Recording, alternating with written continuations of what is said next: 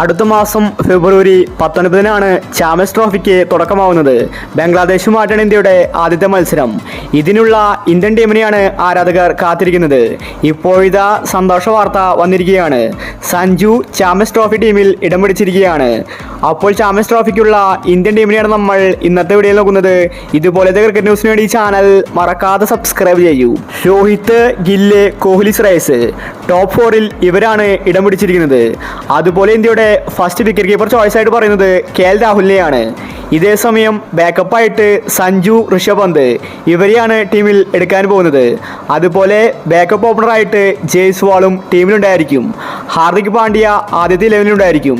നിതീഷ്, പരാഗ്, തിലക് വർമ്മ ഇവരെയും ബാക്കപ്പായിട്ട് പരിഗണിക്കുന്നുണ്ട്. സഞ്ജുവിനെ പ്ലേയിങ് 11-ൽ അവസരം കിട്ടാൻ സാധ്യതയില്ല, പക്ഷേ സഞ്ജു സ്ക്വാഡിൽ ഉണ്ടായിരിക്കും. ഋഷഭ് പന്തിന് പോലും പ്ലേയിങ് 11-ൽ സ്ഥാനം കിട്ടില്ല. രാഹുലിനെയാണ് ഇപ്പോൾ BCCI ഇന്ത്യയുടെ ഫസ്റ്റ് വിക്കറ്റ് കീപ്പർ ചോയ്സ് ആയിട്ട് പരിഗണിച്ചിരിക്കുന്നത്. വേൾഡ് കപ്പിൽ എങ്ങനെയാണ് നടന്നത് അതുപോലെയായിരിക്കും സഞ്ജുവിന്റെ സ്ഥാനം. സൈഡ് ബെഞ്ചിലിരിക്കാൻ സഞ്ജുവിന് അനുവാദമുണ്ടായിരിക്കും.